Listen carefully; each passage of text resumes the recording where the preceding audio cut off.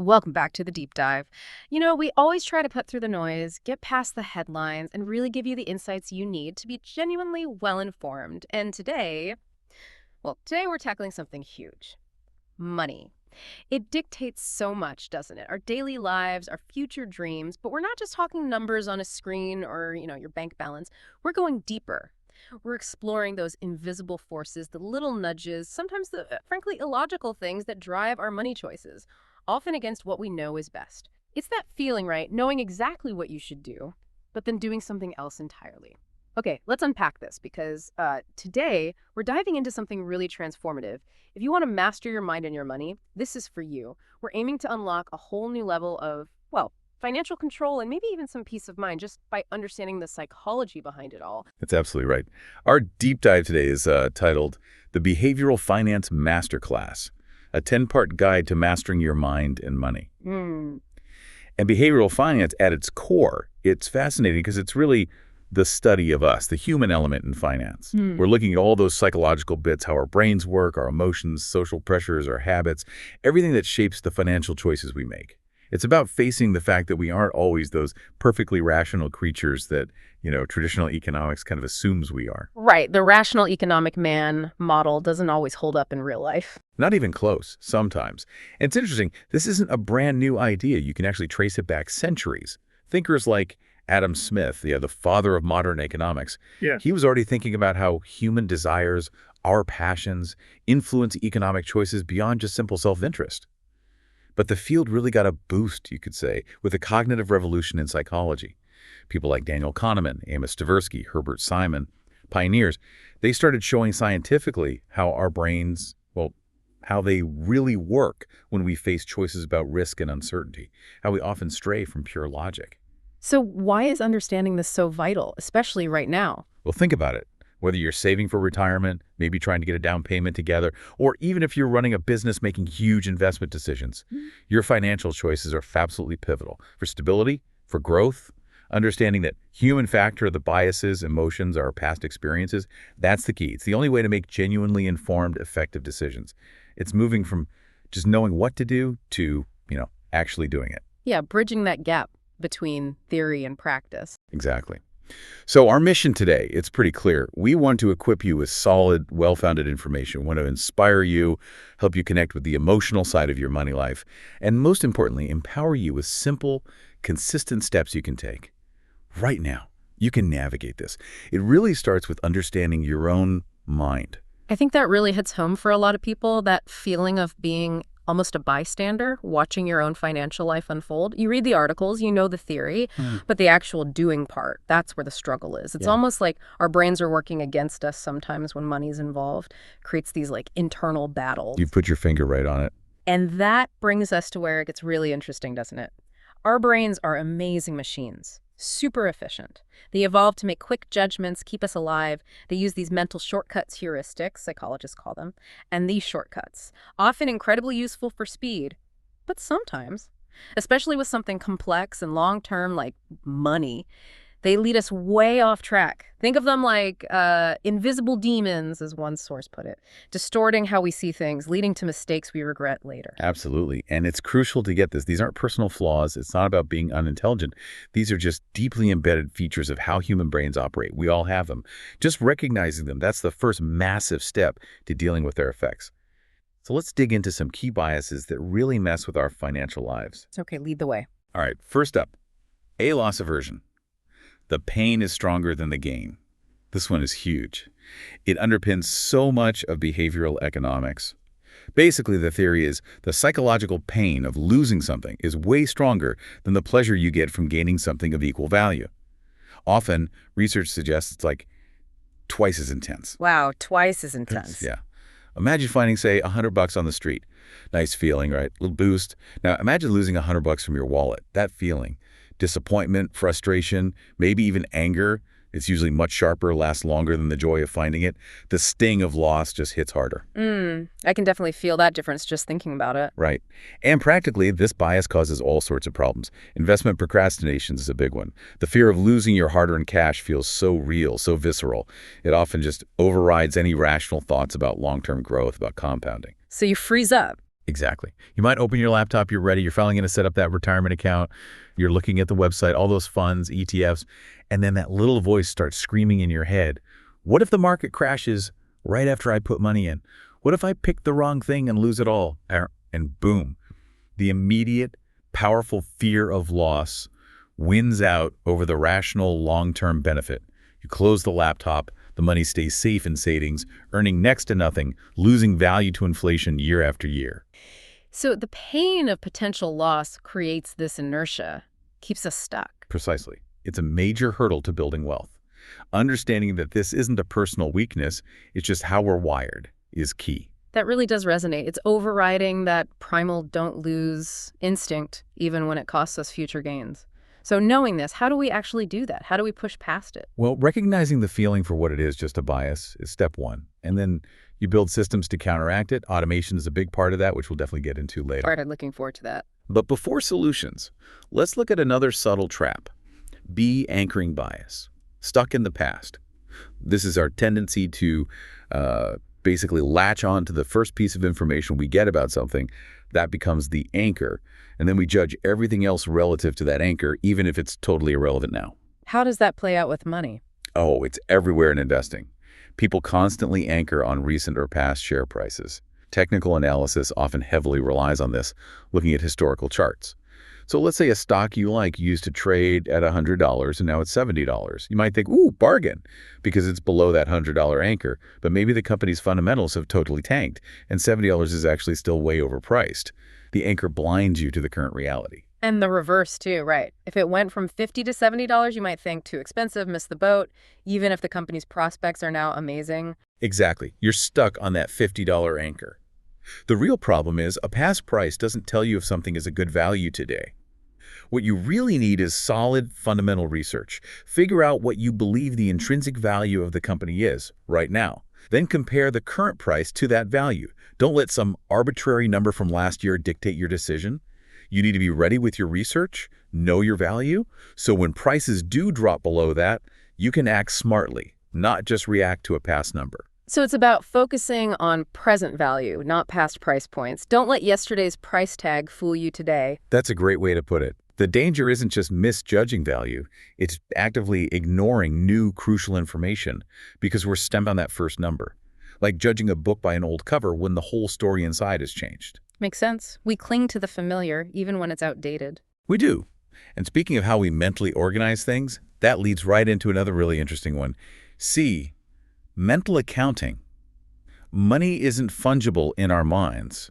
This was first really detailed by Richard Thaler, who won a Nobel for this kind of work.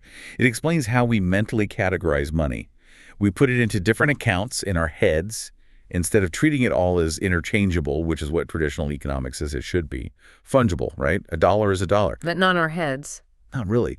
We assign different values, different purposes, even different feelings to money based on where it came from or what we intend to do with it, like distinguishing between happy money and unhappy money. Happy money? Like what? Maybe a tax refund, a bonus, cash someone gave you for your birthday, finding money.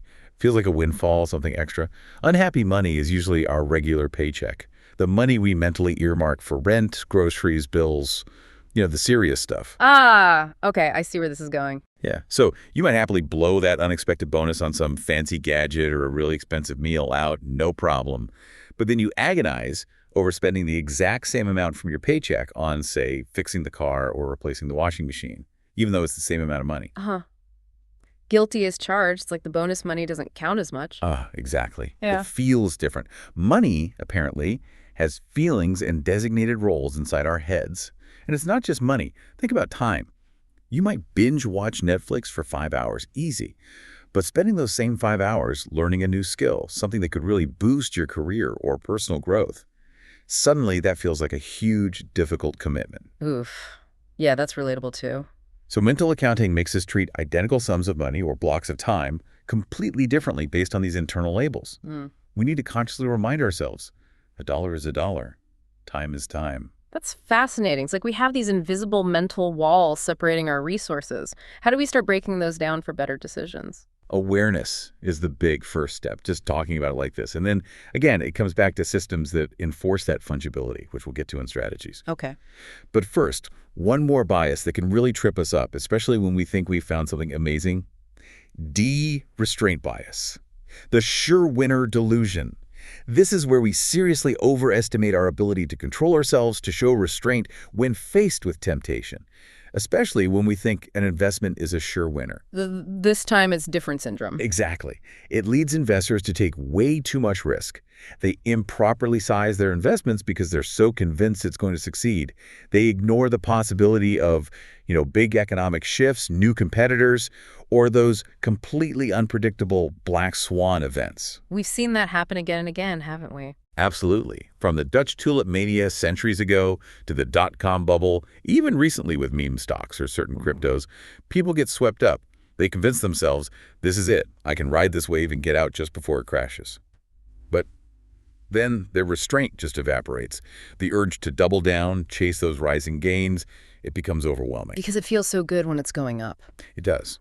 But our sources really stress. Sure thing, investments are incredibly rare. Most things are sensitive to changing conditions. Warren Buffett's advice is classic here. Don't buy or sell based on current headlines. You need critical thinking. Don't let the excitement override sound risk management, like position sizing, diversification. Even if you genuinely think you have an edge, you must prepare for the unexpected. Overconfidence in a sure winner makes us blind to risk and destroys our ability to act rationally. So it's not just believing in the investment, it's overestimating our own self-control about the investment. A double whammy. A double whammy indeed. That's why having strict rules before you invest, like how much you'll put in or when you'll get out, is vital. It takes the emotion out of the decision later. Right. Pre-deciding helps fight that in-the-moment temptation. It really is a double trap. And these biases, they're universal, sure, but they don't just exist in a void. They mix with our own personal stories, right? So what does that mean for us? Beyond these general brain glitches, our own unique lives, our experiences, they deeply shape how we see money, risk, success. It's not just how our brains are wired, but how our specific history has configured that wiring, created this personal, often unconscious money philosophy. That's profoundly true. Let's dig into that. Your history, your rules. Think about this. Yeah. Your personal experiences with money, even though they're a minuscule fraction, like 0.000000001% of everything that's happened globally, they probably form about 80% of how you think the world works financially. 80%. That's huge. It is. People from different generations, different income levels, different parts of the world, born into different economies. Yeah. They learn vastly different lessons. Compare someone born in, say, 1970. During their teens and 20s, the S&P 500 went up nearly tenfold, even after inflation. That shapes a really optimistic view of stocks. Now, someone born in 1950, the market was pretty flat for them during those same formative years. Totally different experience, totally different mindset. Or inflation. Exactly. Someone born in 1960 saw much higher inflation than someone born in 1990. You can't expect these groups to think the same way about inflation or stocks or jobs or money in general. Each person internalizes these rules based on what they live through, and those rules feel like universal truths to them. So what seems illogical to me might make perfect sense to someone else based on their life. Absolutely. Take the example of low-income household spending, on average, over $400 a year on lottery tickets. Often, this is the same group where, almost half can't cover a $400 emergency. So from a middle-class view, it looks crazy, blowing your emergency fund on a long shot. Yeah, that seems counterintuitive. But from their perspective, maybe saving feels impossible. Maybe wages are stagnant. Buying that lottery ticket might feel like the only possible path, however unlikely, to a significantly better life. A new car, a safe place to live. It offers a sliver of hope that saving $50 a month just doesn't. It's crucial to remember we're all anchored to our own experiences, and they vary wildly. That's such a powerful point about perspective. It really forces you to check your own assumptions. But how do we practically acknowledge these different experiences in others or even ourselves when our own rules feel so real, so absolute? That's the challenge, isn't it? It starts with, I think, empathy and a dose of intellectual humility. Instead of just dismissing behavior as irrational, maybe ask what might have led them to see it that way. And for ourselves, question our own strong beliefs sometimes. Is this a universal law or just my truth based on my journey? Just asking can open things up. And it also shines a light on the massive roles of B, luck, and risk, the unseen siblings of outcomes. Professor Scott Galloway puts it well, nothing is as good or as bad as it seems. Luck and risk. They're these huge forces, totally outside our control, guiding every outcome. But we rarely give them proper credit. We prefer simple stories, right? Skill leads to success, mistakes lead to failure. Exactly. Simple narratives are easier, but misleading. When we see others fail, we tend to blame their bad decisions. When we fail, oh, that was bad luck. That was risk rearing its ugly head. It's a narrative fallacy. It blinds us to how skill, effort, luck, and risk all intertwine. Can you give an example? Sure, think about Bill Gates and his friend Ken Evans. Gates had incredible luck attending Lakeside School. Back in 1968, it was one of the only high schools anywhere with a computer. Gates himself says, no Lakeside, no Microsoft. Yeah. Yes, he was brilliant, worked hard, but that early access, monumental luck, 1 in a million. Okay, so that's the luck side. What about risk? Kent Evans, Gates' best friend at Lakeside. Equally smart. Gates said he was the best student in class. Equally driven. Kent died in a mountaineering accident before they graduated. The odds of that happening, also about 1 in a million. Wow, same magnitude, opposite directions. Precisely. One gets a 1 in a million head start, the other faces 1 in a million tragic risk. Same forces, just different outcomes. For every Bill Gates, there are countless Ken Evanses out there just as smart, just as capable, who just got the short end of the probability stick. It is. And if you really respect luck and risk, you realize that judging financial success, yours or others, it's never quite as simple as it seems. Acknowledge luck and success, it keeps you humble. Allow for risk and failure, it fosters understanding and forgiveness. We need to see beyond just individual merit. It's a much more complex picture than just hard work pays off. How does acknowledging this mix of luck and risk actually change how we approach things day to day? Our financial plans, maybe? Fundamentally, it shifts the focus. Less about just maximizing every single return and more about building resilience, building that margin of safety, which we'll talk more about.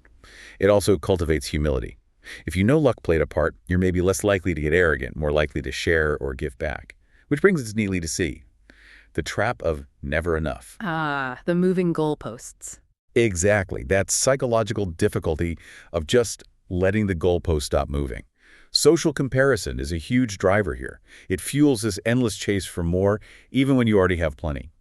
It's a battle you literally cannot win because at that ceiling of comparison, it's infinitely high. There's always someone richer, someone with more stuff. We see extreme examples of this, don't we? Tragically, yes. Think about Rajat Gupta or Bernie Madoff. Gupta was already worth hundreds of millions, had everything by any objective measure. Yet he risked it all on insider trading. Why? Not need. He wanted more. He wanted into that exclusive billionaire club, Madoff. His legitimate business made him incredibly wealthy and respected. But he still ran a massive Ponzi scheme, again, chasing even more wealth, more status. They had everything and threw it away for more. They had no sense of enough. Their goalposts just kept shifting upwards. Those are criminal extremes, but the basic impulse is everywhere. The non-criminal, everyday version. People with good incomes saving very little, not because they can't, but because of that constant pressure keeping up, extending those peacock feathers, as one source called it. Social media just pours gasoline on that fire, right? Curated perfection everywhere. So how do we fight it? You have to consciously identify what is never worth risking, no matter the potential upside. Your reputation, your freedom, your family, your health, your happiness. True happiness often comes down to results minus expectations. If your expectations keep rising with your results, you'll never feel satisfied. You'll always be chasing. Defining enough is maybe one of the most critical yet overlooked financial skills there is. The pursuit of more can genuinely jeopardize everything you already value. That's a really powerful, almost philosophical point. It forces an internal check. What am I actually chasing here? So how do we practically define enough for ourselves when the world screams more? That is the million-dollar question. It requires deep introspection, understanding your own values, separate from what society or social media tells you. Hashtag #tag33. Smart strategies for mastering your money mindset. Okay, so navigating this. It's complex. We've got biases, personal history, this never enough trap. How do we actually manage it all? The good news, you're saying, is that just understanding these forces is the key first step. Right. We can actually design systems that work with our human quirks, not constantly fighting against them. Like financial Aikido? Using the force against itself. Precisely. Financial Aikido, I like that. It's about building a framework that acknowledges we're imperfect humans, but still nudges us towards our goals. Yeah. So let's talk practical antidotes. First one, A, embrace automation and discipline. This is probably the single most effective way to beat procrastination, choice overload, that status quo bias we cling to. Leverage the power of the default, meaning you don't have to force yourself to make that good decision every single month, agonizing over it. Just make one good decision once, set it up, and let it run automatically. Set up automatic transfers, checking to savings, checking to investments, even extra payments towards debt. Start small if you need to, $25 a month, whatever. The amount isn't the point initially. It's the act of starting, building the habit. Take the decision-making out of it each month. Exactly. You bypass your brain's tendency to overthink, to worry about losses, to do that mental accounting shuffle. The money's moved before you can second guess it. It just becomes the new normal, the new status quo, but one that's actively working for you. Your brain might still whisper about losses, but you can just say, too late, money is already invested. Uh-huh. Trains left the station. Pretty much. And beyond automation, it's about discipline. Unwavering discipline. Create a solid investment plan, maybe with an advisor, maybe on your own if you're knowledgeable, and then stick to it. Ignore the market noise, the headlines. Diversify, obviously. Don't put all your eggs in one basket. Consider systematic approaches like dollar-cost averaging, investing a fixed amount regularly. So you automatically buy more when prices are low, less when they're high. Right. The Dalbar studies consistently show average investors underperform the market benchmarks significantly. Why? Emotional investing. Buying high in euphoria, selling low in panic. The most successful investors, not always the smartest geniuses. Often they're just the most disciplined. They have a plan and they follow it, period. That's actually quite comforting. Success isn't about market timing wizardry. It's about systems and sticking to them, building that financial autopilot. But okay, once we are sticking to it, what really makes it take off? What's the secret sauce? Ah, the secret sauce. You've teed it up perfectly. Next, B, the miraculous power of compounding and time. Our brains just aren't wired for this. We think linearly. Small changes in growth, compounded over long periods, they lead to absolutely mind-boggling numbers. Einstein supposedly called it the eighth wonder of the world, right? The classic example being? Warren Buffett, of course. His net worth is, what, over $100 billion now? The truly staggering part is when most of that wealth was built. Something like $81.5 billion of the $84.5 billion mentioned in one source came after his 65th birthday. Yeah. Even more, like $84.2 billion came after age 50. That's incredible. It wasn't just early genius. His genius is real, absolutely. But his superpower, it's time. He's been a phenomenal investor for like 3/4 of a century. If he'd started in his 30s and retired in his 60s, like most people, we probably wouldn't talk about him in the same way, despite his skill. His skill is investing. His magic is time plus compounding. Good investing isn't about hitting grand slams constantly. It's about getting pretty good returns that you can stick with for the longest period of time. That's when compounding goes wild, turns steady trickles into floods. It's genuinely hard to grasp those numbers. Longevity beats intensity, it seems. But that longevity, it requires patience. And the ride isn't always smooth, is it? Not at all. Which leads directly to C, the price of success and room for error. Market returns aren't free. There's a cost. But it's not paid in dollars. It's paid in volatility, fear, doubt, uncertainty, regret. All easy to ignore when things are going up, but very real when your portfolio drops 20% and everyone's talking recession. And people try to avoid paying that price, right? Market timing. They do. Trying to sell before the dip, buy back before the boom. But history shows, again and again, that rarely works consistently. It's incredibly difficult. Look at the Dow Jones over the last century. It spent huge chunks of time below its previous peak. It's not a smooth upward climb. Even monster stocks, Netflix, returned something insane like 35,000% between 2002 and 2018. Amazing.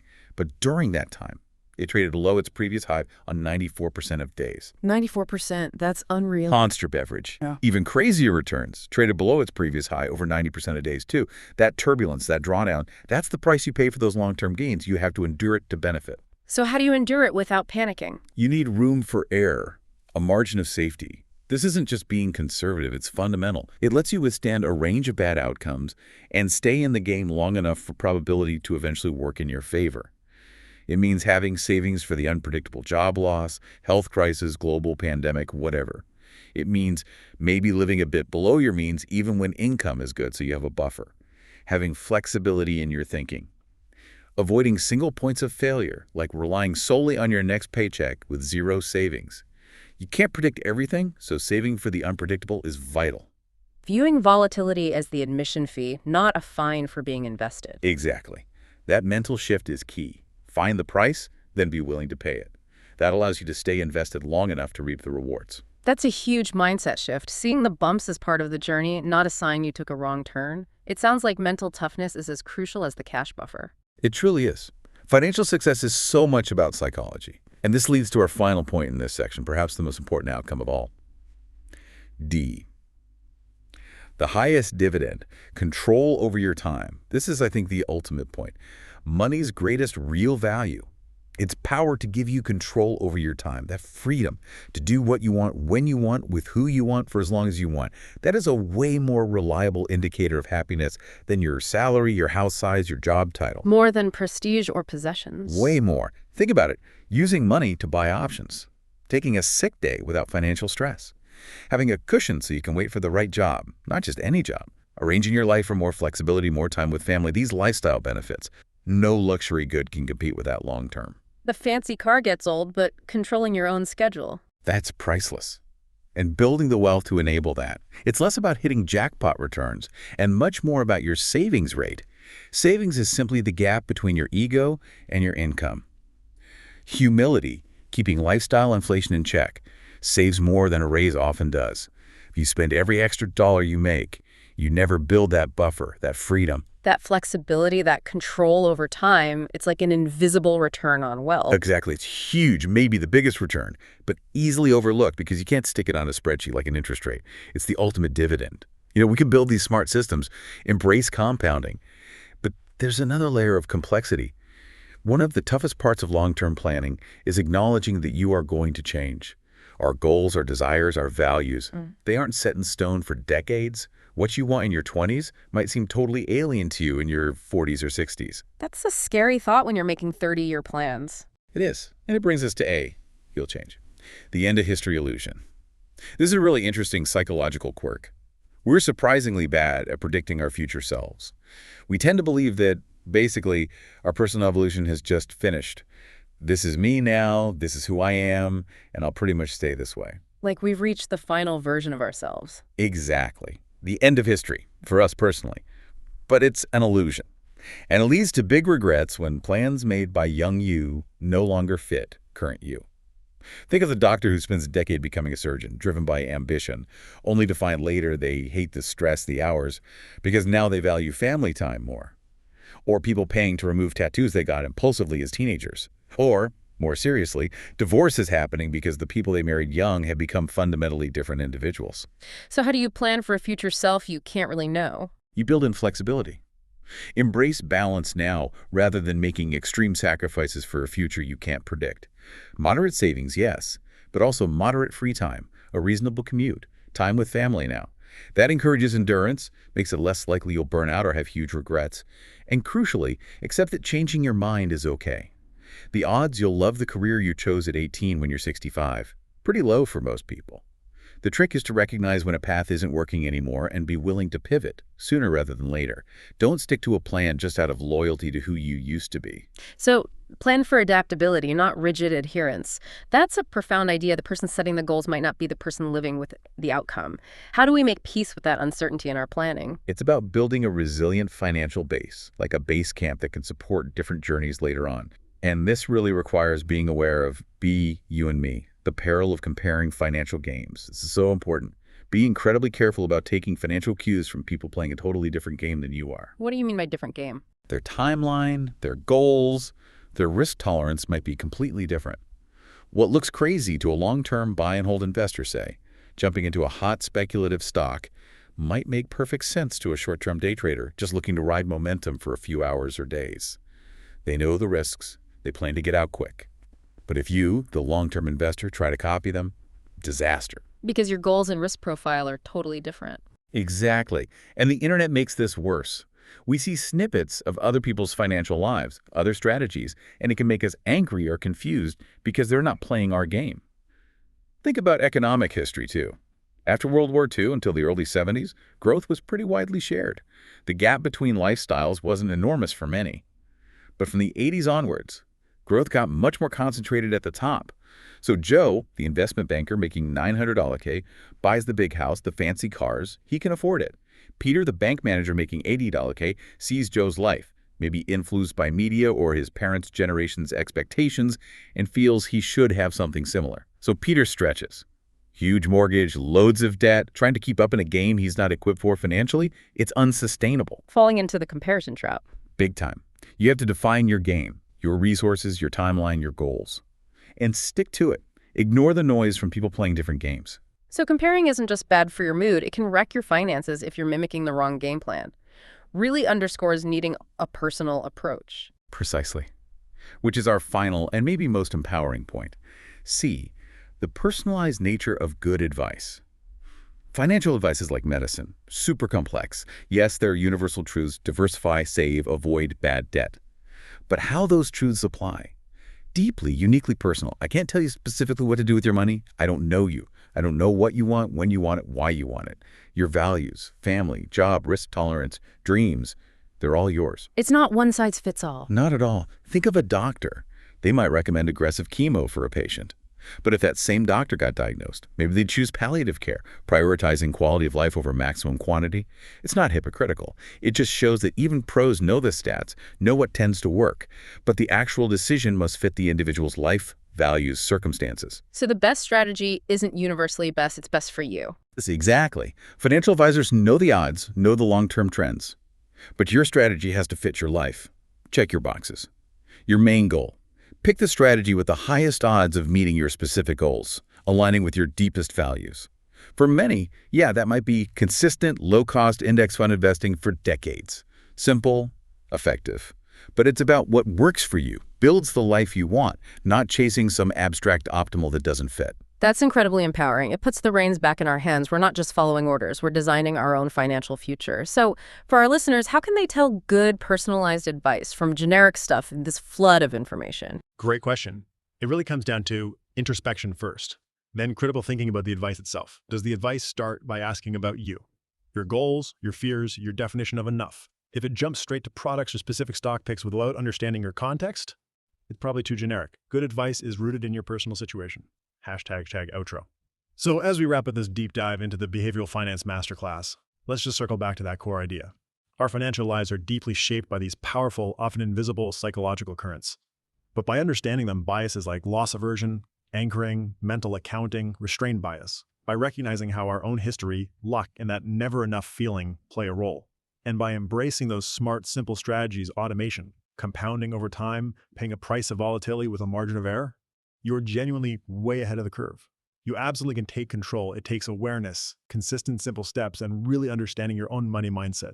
Remember what Nassim Taleb said: true success is maybe exiting some rat race to modulate one's activities for peace of mind. That peace, that control over your time and choices, that's the real payoff. Absolutely. You've just taken a really deep dive into insights most people completely miss. You've gained a genuine shortcut to understanding your financial psychology, making you truly well-informed. We know it's not always easy. This journey of mastering your mind and money, it's ongoing. But just by listening today, you've taken a huge, empowering step. So we really encourage you.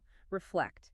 Which biases hit home for you? What's one practical step you can implement this week, even a small one? What questions came up for you during this? Share your thoughts with us, leave a comment, maybe pass this deep dive along to someone you know who could really benefit from these ideas. Let's keep exploring this fascinating space where money meets the mind. And here's that final provocative thought to chew on. If your personal experiences really do shape 80% of how you view money, what's just one deeply held belief you have about finance that after today you're questioning, even just a little bit? What new possibility might have opened up? Until next time, be kind to your mind and your money will follow.